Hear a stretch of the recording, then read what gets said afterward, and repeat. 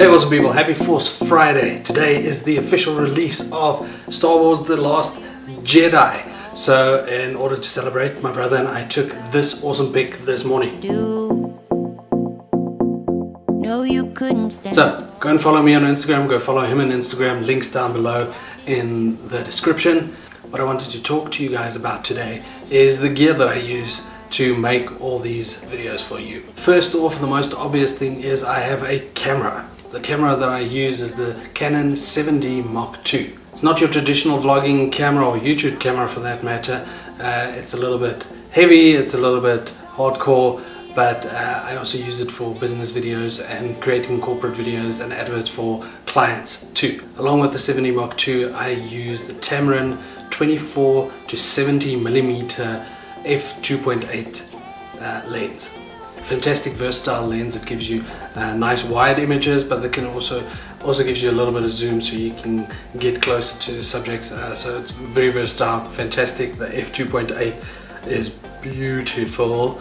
It really just gives such a nice image and I love it. Some of my other lenses that I use is the Canon 50mm 1.8 f-stop. Nice cheap lens, but it's fantastic for interview setups and those types of things because it gives you a really shallow depth of field and it looks amazing, it looks professional. Next up is the 70 to 300 millimeter Tamron. Nice zoom lens, it has great macro to it, and even though it's only a f4 to 5.6, it still gives you a really shallow depth of field if you zoom in with it. Then I have my DJI Mavic Pro. My drone is fantastic. It's really elevated what I'm able to do with vlogging, with corporate gigs, with weddings, all that kind of stuff.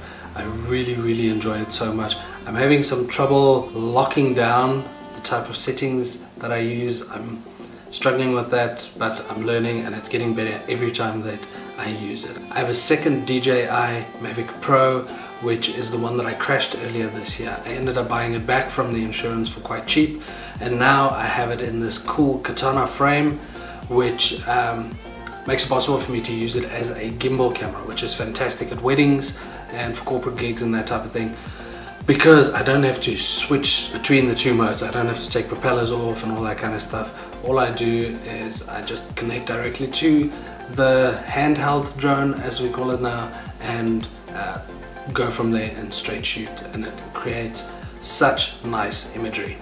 Next up is sound. On my camera I have the Rode Video Micro. It's not the best microphone to use for vlogging, but it certainly has improved my vlogging quite a bit. It really cuts out a lot of the ambient noise and just gives you a nice crisp quality. And then for bigger shoots and corporate videos and that type of thing, I have the Rode NTG1 with a corresponding dead cat that cuts out wind noise and all that kind of stuff. So it gives a nice sound quality, and because it's a directional shotgun mic, it cuts out a lot of the ambient noise around you. And of course I also have my Zoom H4n. This was actually the very first piece of gear that I bought a couple of years ago.